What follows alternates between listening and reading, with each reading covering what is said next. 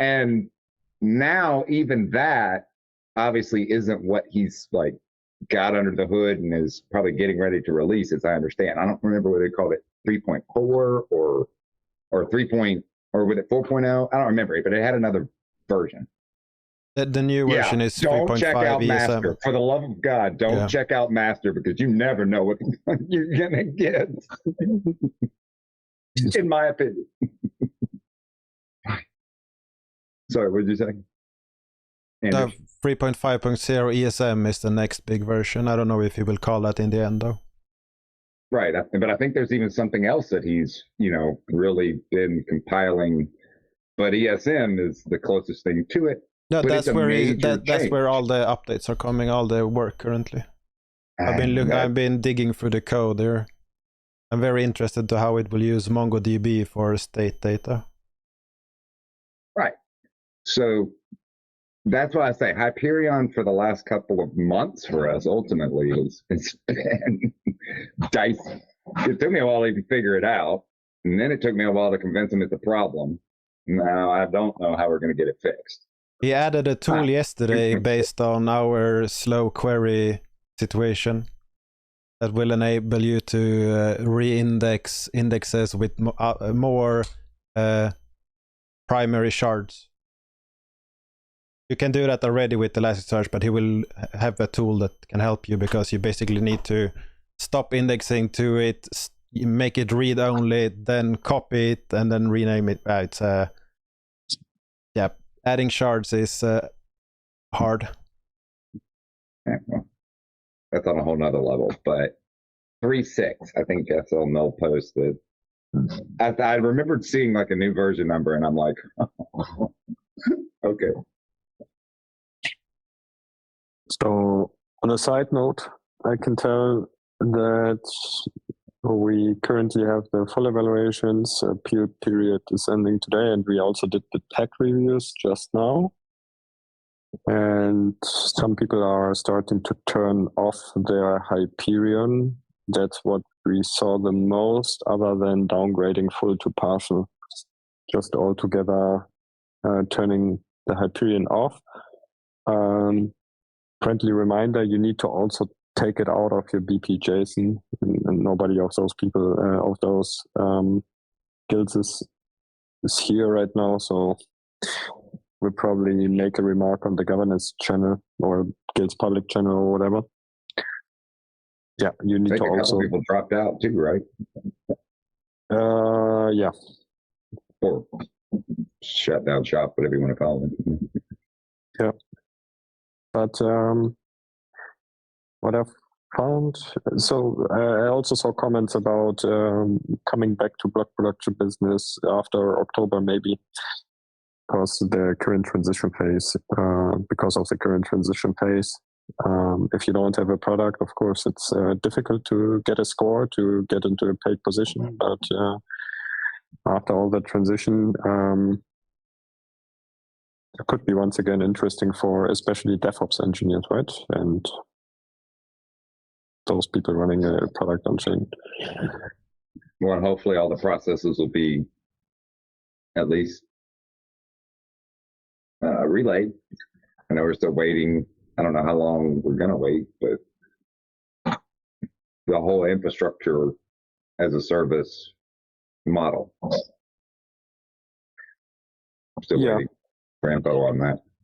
I think what will also happen next is that somewhere around next week or the week after, I think we need to come up with a guideline update where we will reduce further the requirements on the TechOps side according to the plan, right? So stay tuned for that.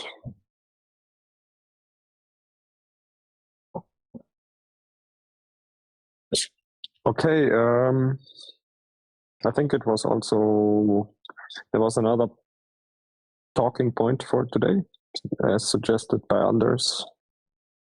Yeah, and I started it in the new guild chat. If it makes sense to, like, the wax team is slowly pushing the change for power up ratio towards stake on mainnet. For me, it doesn't make sense to do the same slow push on testnet. We need to get there before. I continually don't understand why they say, hey, we're gonna do this change on mainnet, and they haven't even poked us about doing it on testnet before. I don't know why. For me, you test things privately, then public testnet, and then that way. Not that this is any breaking things, but yeah. Null Ace probably have a point on that. Yeah, I was going to say that obviously they are testing on their internal testnet they have, but yeah, I can encourage them to make it happen on testnet. I know that you suggested it, and Aaron agreed with you, so maybe you should just do it. Yeah. What's your best suggestion? Under 50-50 to start testing, or directly 100% 1-to-1 ratio? 1-to-1 is 50. Sorry, a full. Well, Leos. I mean, we can, but. Okay. Then I misunderstood you in the hurry. Yeah. So yeah, okay. I will say this, and I agree. I mean, yes, go ahead and ratchet it just so you know where you're going. We're slowly ripping the Band-Aid off just so it doesn't abruptly, but you know where you're trying to get to. Secondly, I do think it might even be worth it.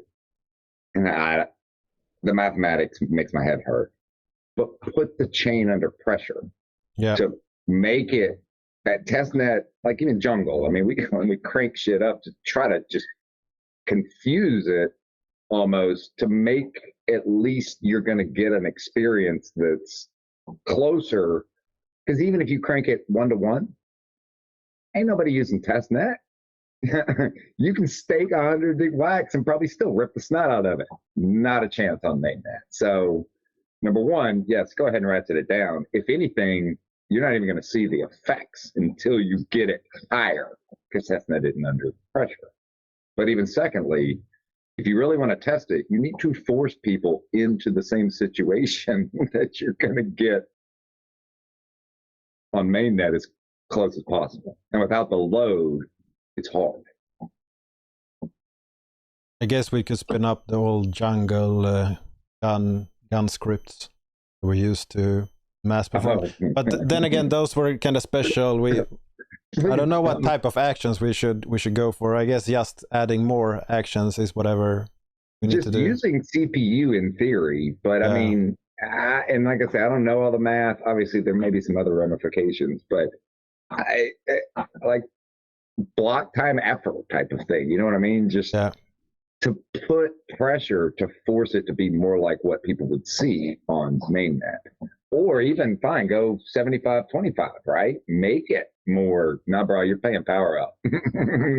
We can't make the estimation price of it the same, but it's fake money.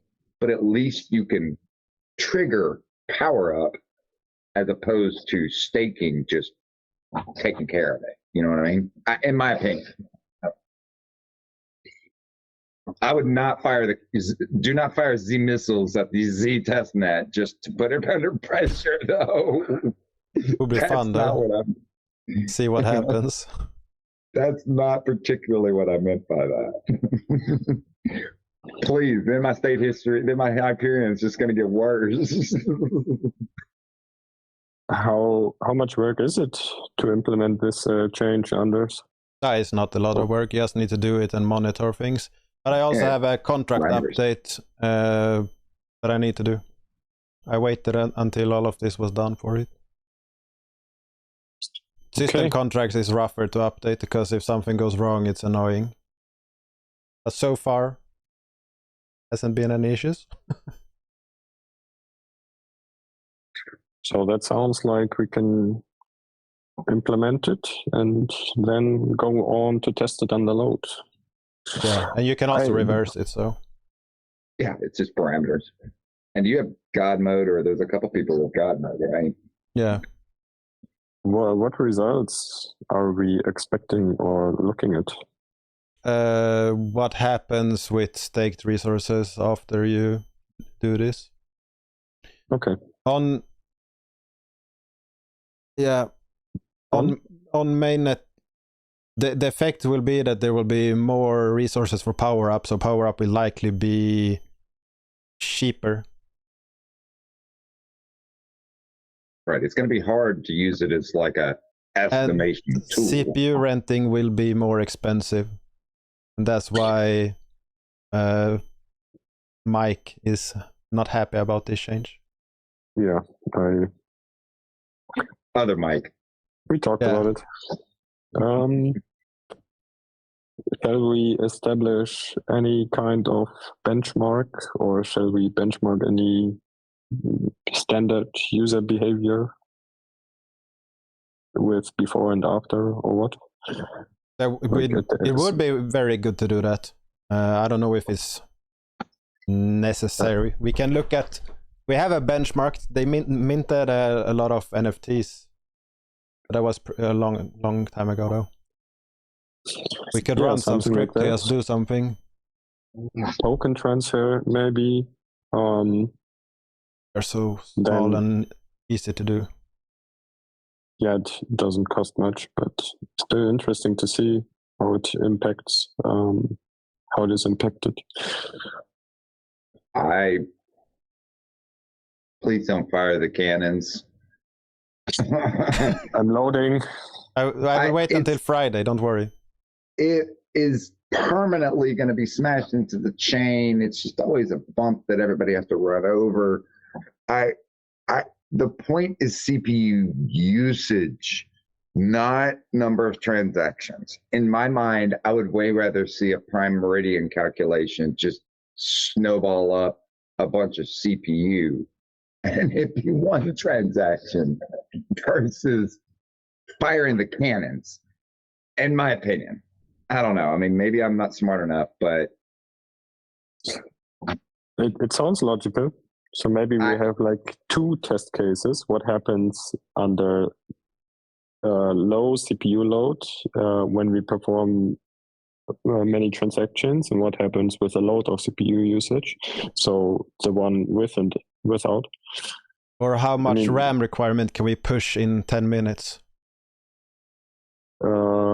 RAM requirement. Yeah, what do you mean by push RAM requirement? Using more RAM. How much more RAM can I use in 10 minutes? Shut up, Andrew. Yeah, and how much more net can I use just to play with Michael? How many contracts you wanted to play with your big stack of Monopoly money? That's how you can crash on my nodes. That's not the point. In my opinion, it's not the number of transactions. That's somewhat irrelevant. Yeah, we just want the usage. But then again, we would like to simulate like real world usage, but I don't think we need to take it that far. Right. I mean, test it with firing multiple transactions if that's what you do, right? I mean, see how your platform does when it fires 40 of these actions and see how it responds. My point was, don't fire 200 token transfers every block just to put CPU pressure to try to trigger a more loaded chain. We could do that maybe different ways, but your test cases and testing as a real user and people being able to test their systems on the Wax testnet. I think real projects will use it. Can't use Wax Wallet still, I don't think. Huh. What you talking about, Mel? Mel's trying to change the subject. Yeah, I heard also they will go there. We're BPs. He's saying that Ultra is going to spring if someone is not reading chat. Right. I know some of the BPs over there. Yeah. I talked to them. Great guys. So for the switch.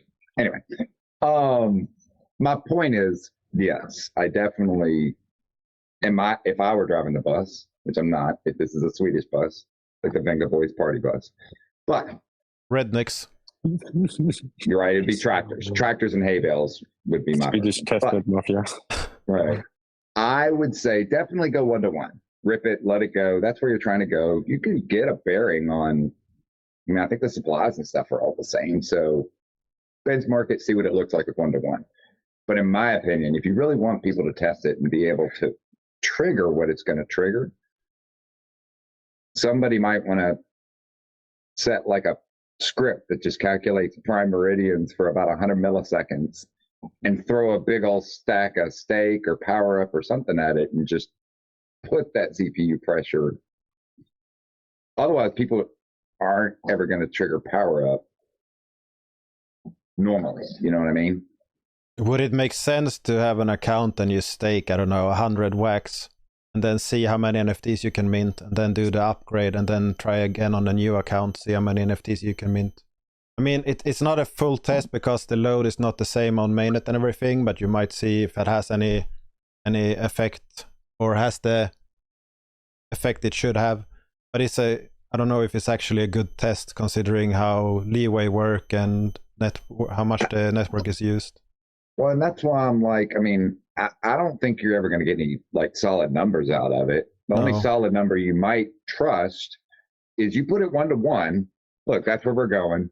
Ultimately, this is how many wax tokens we have. That's where we start. You know, there's at least that somewhat finite. Anything else is going to be so whatever. But I think you're testing the user experience. All of these apps, let's say it from an old app's perspective, right? Let's say they have an app from 2 years ago that they just haven't updated because they haven't had to time before. But it's still running. They've never really had to deal with power up because it's never really gotten in the way too much. You need to make it get in the way of their normal operations. More so than just saying, by the way, it's got this new feature and you're not going to care about it until it smashes you in the face. Does that make sense? My opinion, I guess. Another question is, Wax Team said that they are going for 1-to-1 ratio. Should we go and test further? My opinion, yes. Not jungle style. I mean, I'm all about burning the dumpster, though. But to intentionally try to make up some ground, if it's more to power up, you would probably trigger power up in a more frequent basis like mainnet would. I don't know if it's 75%, 60%.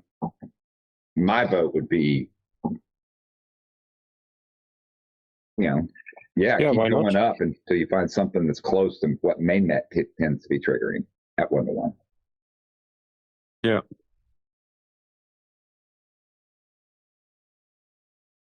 Or, I mean, it's like I say, essentially intentionally put it under load. I mean, that's the other alternative is, I mean, I'll write a script to run a job.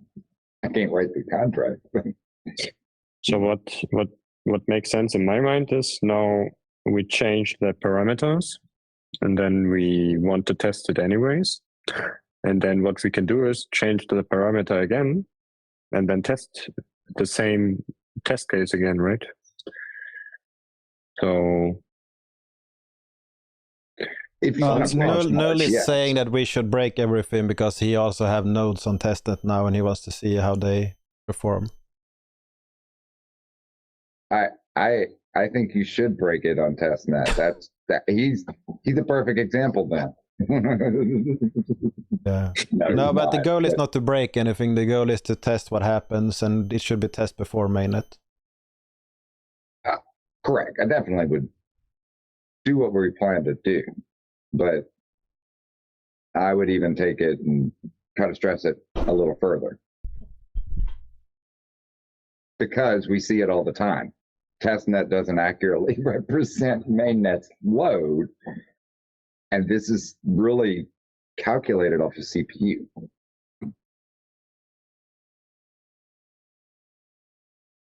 But I mean, I'll be honest with you, it's the core power-up code. We've been running it forever. It's not like the code for that's going to change, separate from Anders' contract updates. It's been on EOS forever, right? And that was the other thing. We've seen what it looks like on knobs all the way up, and under pressure, it just trigger power up, trigger power up, trigger power up, trigger power up. Still the same code, you know what I mean? So it's really just knobs and user experience or app experience, in my opinion. Now, his contract updates, obviously, we need to make sure things still work. But I think that's mostly just tokenomics. Mechanics is not even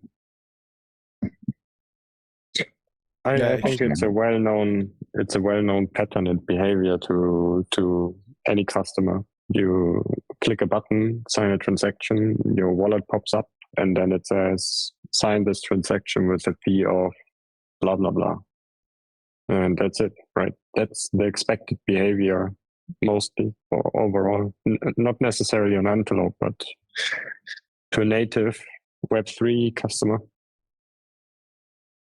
I mean, I get, okay, cool. New people are going to be more used to it. My point is, if you weren't, you know what I mean? Yeah, sure. It feels as it might shock you.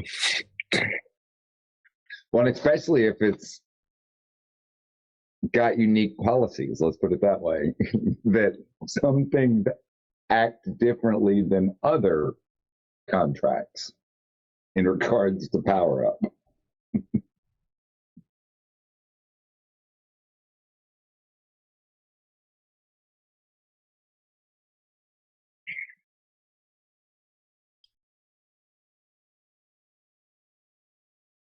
So what's a timeline for this testnet change, Anders? When do you feel comfortable with having that set up? Just need to And check then- the config files that they are correct. Are you going to do both at the same time? Or are you going to do one and then the Oh other? no, I will. It shouldn't matter though. But yeah, it will not be at the same time. Which one are you doing first? Change on the resources. The other one is just standby pay. It's not not super stressed according to the wax team. They said yes. It's no stress for it. But I want to test it as soon as possible. It's the standby trigger. It's not even like the active VPay mechanics. I can link you the change. It's fine, doesn't matter. You just, the way you said it, I was like, oh, yeah, that's super easy then. Anyway. Is Thursday a holiday for any of you guys too? Yes. Okay. It's the Viking holiday. Make big bonfire.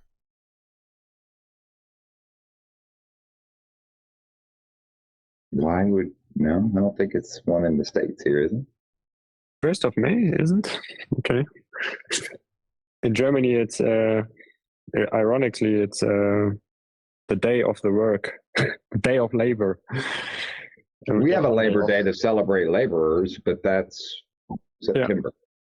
Yeah. May For us, 1st used to be a day for protest, so it's a day off, so everyone can go and join protest, and that's just remained in a lot of European countries, as far as I know. Exactly. Here, baby.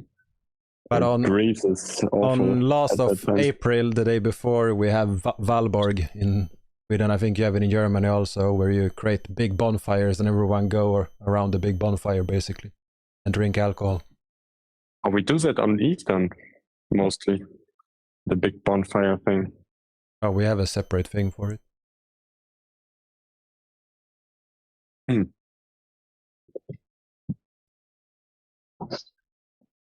So it sounds like Anders is going to flip the knobs. I would say, you test it. I mean, I don't know how long you test it, what all you test, but it shouldn't break anything. If it doesn't, then he upgrades system contracts. We're all just along for the ride. Do we need to notify anyone about anything for the test? We have done that. I poked last time in chat. I did it again today in chats. It shouldn't break anything for any users, so no. I just wanted to give guilds time to have an input if they had opinions. Excuse me, I would say this. I think it might be beneficial during Wax's announcement of when they're changing mainnet and things are tweaking to say, things have been pre-configured on the testnet. We encourage people to go and test. This change will continue. You should go and test it on testnet if you want to, test it. Just something at that kind of level. Because nobody's paying attention to Wax testnet Telegram, most of it's Russian scammers looking for their money back, or Russian scam victims looking for their money back. Oh yeah. We need to do something about some messages popping up now that we have a little bit activity on testnet and we're testing things out and stuff like that. I need to do something against messages like those. I might say this is not a testnet drop. You do not send, whatever, but before you go blasting out that we're testing out testnet, that's a valid thought. So next week we are potentially talking about test cases and how we benchmark our results, right? And let's see from there. I don't think you can do it next week if Anders is going to flip the switch this week. You need to benchmark it now. You're right. At least as I understand. What are we talking about? Like a smart contract modification or configuration of? That was the question, is what do you consider a benchmark? I mean, are you just looking at CPU utilization? It's not going to be accurate anyway, but. Yeah, that's what I think. I'm not sure how much we actually need to build real tests for it. Make sure shit works. But in order to do that, I think you need to trigger power up. And if you're not under load, you're going to have to do a lot to trigger power up or manually test it, obviously. That was more where I'm like, test cases, I don't know if it matters. Just does shit work? Minting atomic assets just to make sure that works, right? I mean, but benchmarking, what did it do before? What did it do after? Well, did power up trigger? Hopefully so. That's your benchmark. Okay. One last question, maybe before we conclude today's roundtable. Just a rough estimate. Would it be okay for most of the people in this call if we tried to meet 2 hours later? Would it work for you guys? I mean, I guarantee Ross would never make them. Yeah. We could do it. I like it more in the morning versus later.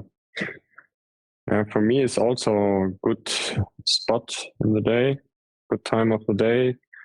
But I think it's getting increasingly harder for my IG colleagues to join at that time too. Okay. Let's think about it again. We also were discussing another cadence for those meetings maybe. But anyways, I wanted to roughly know if you guys would be available 2 hours later. If it was for me, we keep the time. But yeah, just that. Null will also struggle to attend. I see.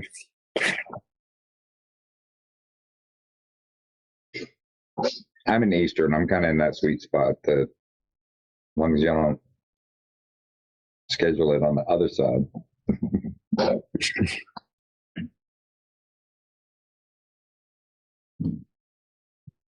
All right. Then, Anders, please keep us posted on the testnet like you did before.